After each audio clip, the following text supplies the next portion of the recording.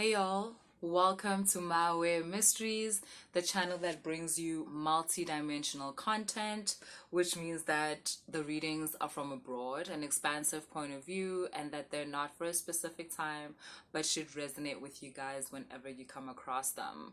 This is an indigo reading, an indigo transmission, and the intention of today's video is to activate even more parts of your indigo DNA. We're building momentum with you indigos when it comes to unlocking certain parts of your DNA, and today is no different. However, today's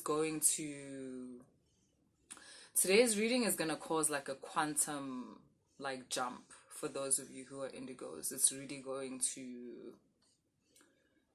take you into a space where you feel 100 times more grounded within your indigo-ness.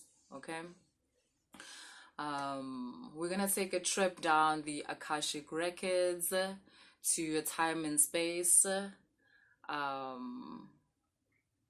of a planet known as Maldec, and also to a time and space or dimension also known as the Atlanteans, because these two memory complexes are part of the indigo DNA. And yeah, that's what's up today. I'm gonna start with a story, right? And then we'll go into some tarot, and then yeah. So, Gwasugasugel. Garingan wa Garingan. Once upon a time. So, there was a time when the galaxy was known to have a ruler who was known as the Emperor. He was known as the God Emperor, but we'll just call him the Emperor. And basically, the Emperor had an immense amount of power that nobody knew the origin of. But he had an immense amount of knowledge when it came to technology, when it came to advanced technology, which he would use to change the DNA and the atomic buildup of certain beings that he would find on planet, and even of planets themselves. He could change a planet from a water planet into a desert planet. He could change a barren planet into a fertile planet. He had the ability to destroy, to create, to contract time and space, to create portals, to destroy portals. It was intense. He had basically access to the highest power in the universe, and that's why he was the emperor. And basically what happened was that he seeded armies, which means that he created these beings that would go out into the universe to different planets and basically colonize those planets. I don't know what else to call it other than colonize, because he would get there and they would have to submit to this one true ruler of the universe, which was the emperor. And from now on, they would run under his rules, and basically they would plant what he says they should plant. They would harvest what he says they should harvest. They would pay certain taxes, like all things like that. The one thing I can say for the emperor is that he did not care for worship. He didn't care to be worshipped. I don't know how it came about for him to be the God Emperor, or maybe God at that time meant something else. But he did not care for worship. But he wanted to be known as the all-powerful. That was important, okay? And he had a son that he loved like completely, and he had seeded the sun through the knowledge and, you know, the technology that he had basically in the palm of his hand. Like through that power, he was able to seed like his son, who grew up to be wise and powerful and, you know, just all things amazing, right? Basically the apple of his father's eye. And so yeah, he had all these planets that were basically ruled by the emperor, and he's, should I call them governments, that were basically placed on these planets as soon as they were known to be under his control. So most of the galaxy belonged to the emperor. The only parts that didn't were the outskirts of the galaxy, where like you didn't find any life forms. It was basically just planets with no life forms, and people never ventured there because there was nothing there. It was like the unknown, basically. That's what it was known as, like the unknown territories, which were at the outskirts of the galaxy. And then there was a time when on one of the, should I call it adventures, because his son was like that. His son didn't work as like one of the colonizers or anything like that. He was more of an explorer. He was more of like one who liked adventures and so forth. And so him and his crew decided that they were going to go to the outskirts. They were going to go to the edge of the galaxy because he really wanted to know what was there, right? And as soon as he got there, he met the primordials. The primordials, I explained to you guys, are entities that have been there from before what we call the beginning. And basically he met the primordials, and he learned that his father had a secret. His father had basically claimed that all the power he had was all him, and he was just like that. He was an all-powerful being, right? Like that's what the emperor had taught everybody. That's why it was important to bend the knee to the emperor. The emperor had said that he was the all-knowing and all that. And now these primordial entities that the sun met on this planet that was at the edge of the galaxy, firstly, they knew him by name. They knew everything about him. They knew that he was the son of the emperor.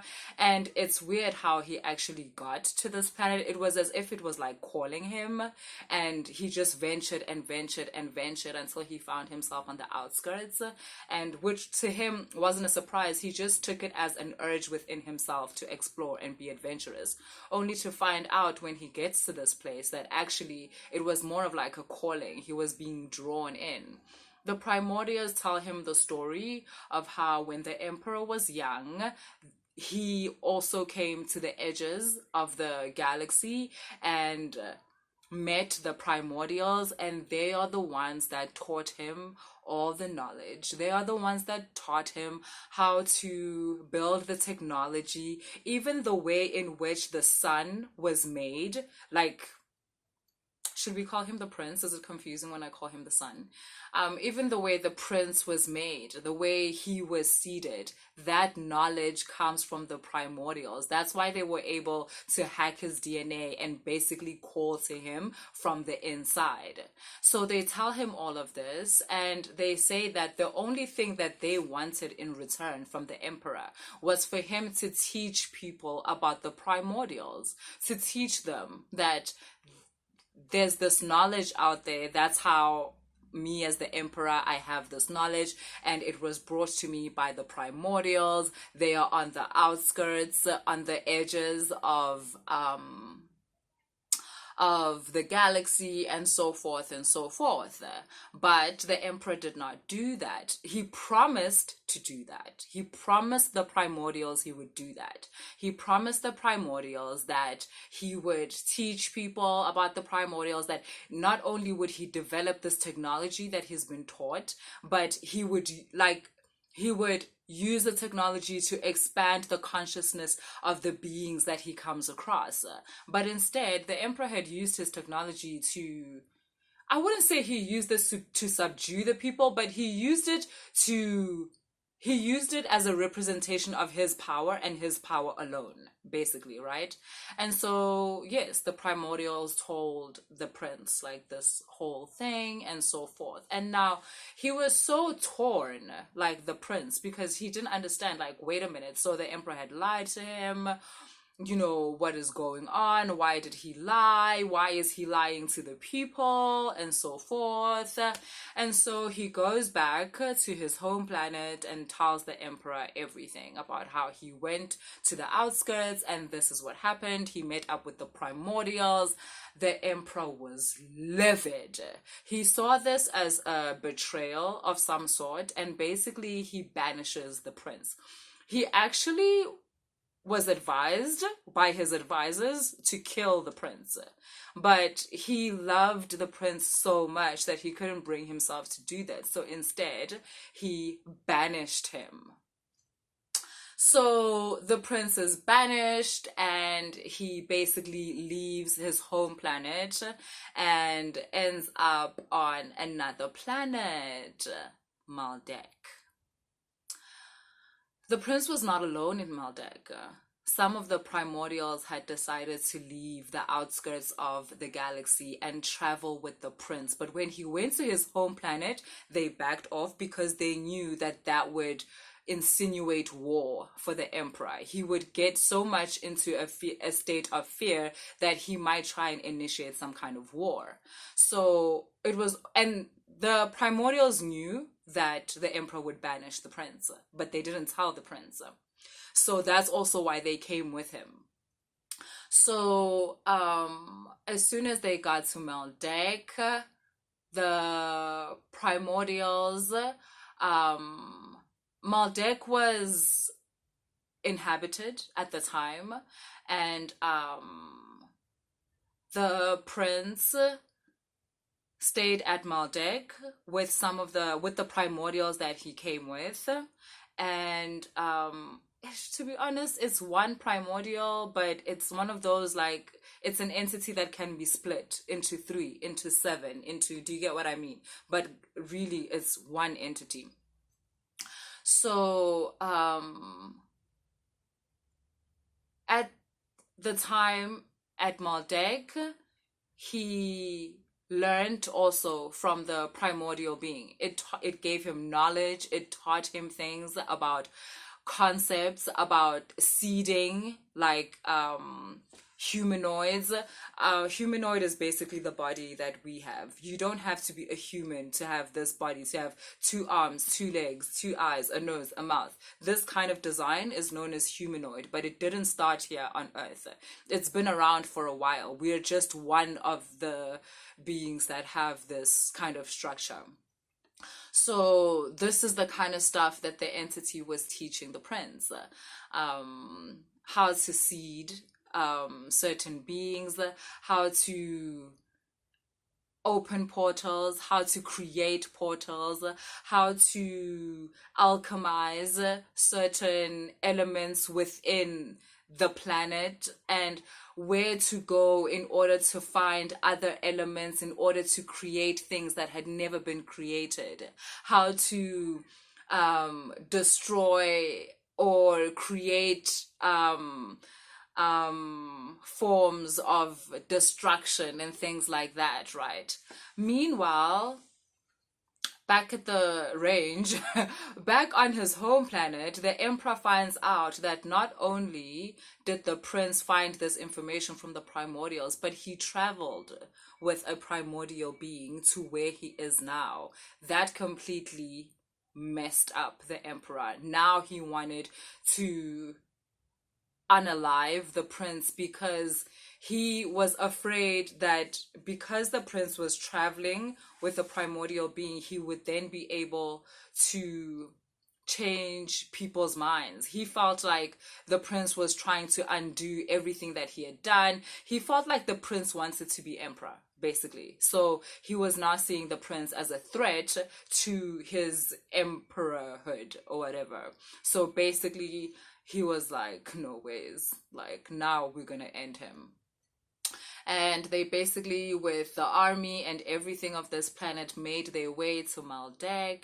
At this time, the prince was now teaching the beings on Maldec that he found there to basically expand their consciousness, and he was teaching them about the primordials and so forth. At this time, Maldec was a place that had been colonized by the emperor. They knew the emperor as the god emperor. But yes, the prince had come here and he was now teaching them and all of these things. And they were raising their vibration. It was like intense. They had become so different before. Before they had just been asleep. It's not like they were bad or anything, but they were, you know, they were very much almost a like just a working colony. You know, they did what they had to do to produce whatever the emperor wanted and sort of thing. They didn't really have their own ambitions and so forth. And here the prince was kind of teaching them how to be their own people, how to, I don't know, he was just expanding their consciousnesses, right? And yeah, basically the god emperor's army found Maldec and they destroyed it. There was no questions asked. There was no chance for surrender. There was no chance for discussion. They just destroyed it.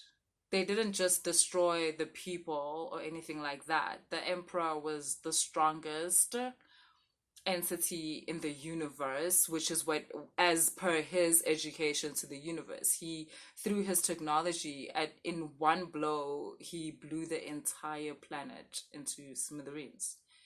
It was like it had never existed. It was just, and that was it. Never again would there be a Maldec. Never again would there be a people from Maldec. It was just over. Just like that. Before this happened, the primordial entity had warned the prince that the emperor was coming for him, and they were able to leave. They were not able to save anyone, not a single person. There was no time. And so, yeah, that was Maldec. It's over. And for a while after that, the prince went from planet to planet to planet, basically riddled with guilt because of what happened to the beings on Maldec. He felt like that was his fault. He had anger towards the emperor. He had anger towards the primordial being because he felt like if he had not ever met the being, then none of this would have happened. Basically, he spent centuries and centuries just being depressed, just being low, and he kept almost dropping in vibration. Like, there was a time where he would go to planets just to release his anger on a planet, because he now also had this knowledge, right, of technology and certain alchemical knowledge. He could now destroy a planet with a thought, right, with an intention, and he would do that, and the entity would allow him, because the entity understood what he was going through.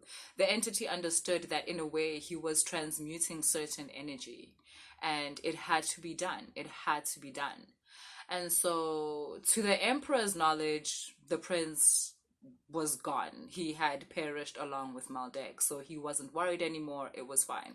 And the prince wasn't staying on any planets long enough for the people there to like learn through him or anything like that, right? And he was such in a depressed state that he wasn't even trying to teach anything or do anything that he had done on Maldec. What happened on Maldec affected him so much that he couldn't bring himself to do that. So after centuries and centuries, like, of being on this depression trip and whatever, he started to heal. He started to become alive again. I think it helped that the primordial entity never left him and kind of allowed him to develop in a way that, you know, today would be seen as very, very dark. And basically, at some point, he came across this planet that was not inhabited by anyone. And he began to what we call here terraforming, which is basically changing a planet in order to make it not only habitable but make it so that it can thrive. Like, this was a planet that, you know, it wasn't in its best state, but through everything that he had now learned through the primordial being, he was able to make it into a planet that was beautiful, that thrived, that was able to grow things. And he seeded his own population. Basically, from his DNA, he was able to seed this planet. Through his DNA and the help of the primordial being, he was able to seed this planet. And this planet was known through its biggest characteristic, which was water. And this was the place that was known as Atlantis. And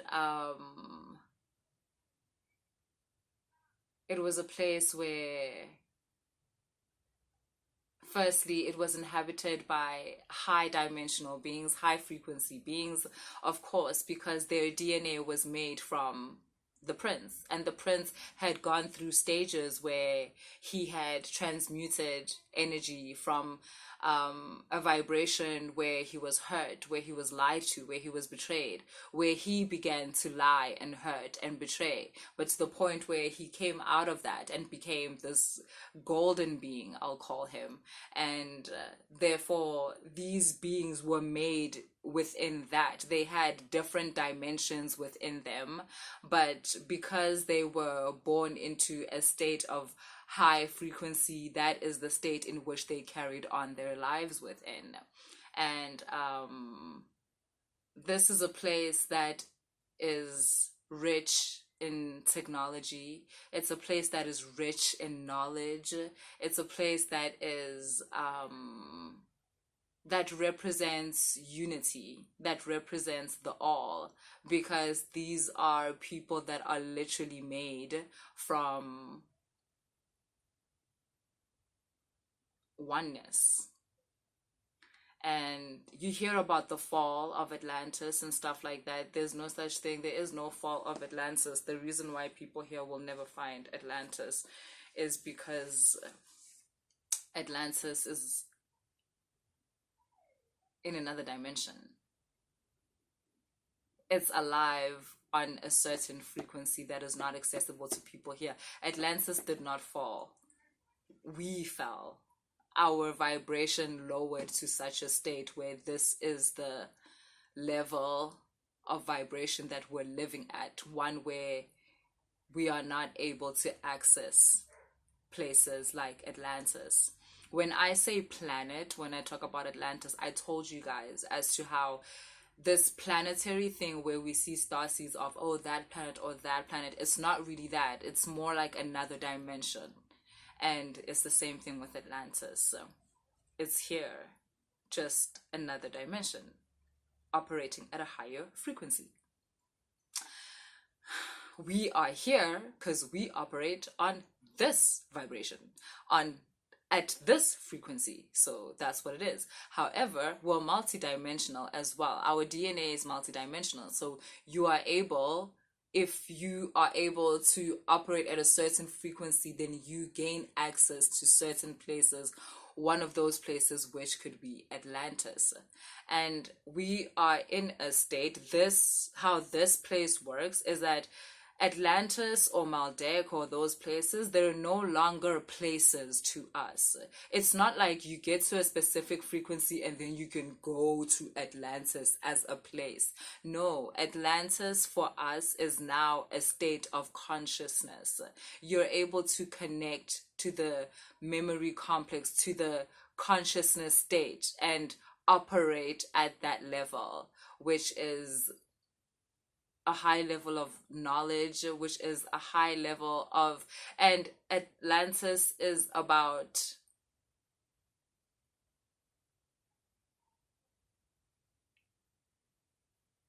it's about enriching one's personal life. When you connect to the consciousness state of Atlantis, it's not so much about, oh, healing the planet and like healing people and whatnot. It's very much how to enrich your way of being. It's very much a different way of operating than what we're used to here. It's operating on a different level altogether. It's relating to everything on a different level. I don't even really have the words. But yeah, and yes, that's that. And if you guys know anything about Atlantis, then you'll also know that Thoth was basically a founder of Atlantis. So that should tell you a lot. Without saying too much, Thoth is also known as Hermes. And that other guy, Trismegistus, that's also another version of Thoth. So you understand that we know Thoth from the Egyptian pantheon when Egypt was a certain way, but it's not. It's just Egypt in a different dimension. So do you understand how this prince traveled different dimensions in order to create what was Atlantis here, what was a certain level of Egypt here, what was a certain, which was Agartha there. It's all these different places, so there's different ways in which you can connect to this energy. And here they speak about these places like, I don't know, like, you know, hidden civilizations. They're not hidden, they're just in different dimensions. So yeah.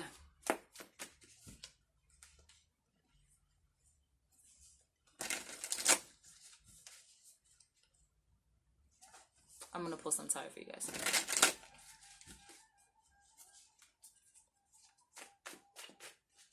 Quick. I don't have much time.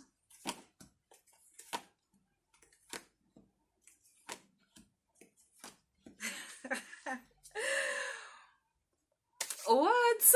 Look, the hermit, because Trismegistus is, you know, the hermetic. Like, so it's like, guys, I don't know what to tell you. Like, there keeps being this like reiteration about the invitation that I told you about. And just like I spoke about how Atlantis is a state of consciousness, you guys are being invited to a certain state of consciousness. You're being allowed, like, kind of like a trailer or a sneak preview to the fact that this is possible. It's almost as if you're being explained as to why are you on this path, what are you here to achieve, because maybe a lot of you don't understand, like, why are you here. But also there's also this hidden part of the primordial beings, where the reason why also there's this kind of not knowing as to why are you on this path, because a lot of you just think you're on this path for the power. Like, they tell you knowledge is power and you're just like, yeah, I want it, you know. And or you want to make your lives abundant, you want to, you know, create, I wouldn't say abundant, you want to create riches for yourself and stuff like that. And there's nothing wrong with that. You know that I always tell you guys that that's nothing to be ashamed of. But this teaching is about the teaching that you're receiving in this video specifically is the fact that from an indigo point of view, you have to understand, and though, from an indigo point of view, that there's so much more to that. There's secrets, not so that you can have power over others or so that, anything like that, but so that you can live a kind of life that activates certain things within this reality, which allows other people to also have access to it. Basically, in other words, the primordial beings they want to make the same deal with you that they made with the emperor. Like, look, we're going to give you the knowledge. We're going to give you the power. We're going to give you all of these things, the ability. We're going to teach you. When I say give you, they're going to teach you. However, do not wake up one day and be like, oh, it's all me. Like, nah, guys, I was born like this. What. Like, no, teach the people about the primordials. And right now, we're just calling them the primordials, but you're going to know exactly what that is. Like, you're going to know what is it that I mean by that, because they're here. You guys have been searching and searching and searching, but you're about to find out that you were never really sure what you were searching for, and that which you really are searching for is about to reveal itself to you, even if it's just by a scent, even if it's just by a touch, or just by one conversation. It's about to reveal itself to you so that you have a bigger idea as to what are you actually doing on this path. Like, why are you here? Why are you so attracted to this path? That which is known as the spiritual path. There's also a lot for you to remember. And it is through those memories that you'll be able to connect to what you guys call your mission, what you guys call your purpose as indigos in this dimension. Because you guys are definitely from the consciousness that I just spoke about today. Firstly, from Maldec, and definitely from Atlantis. And you guys are about to remember, what did you come with? What is the package? So from Atlantis into this life, what does it hold? Because right now, you have a very small idea of what you're doing here. It's so much bigger than what you think. Oh, my lovely indigos. That's what I have for you today. If you enjoyed the reading,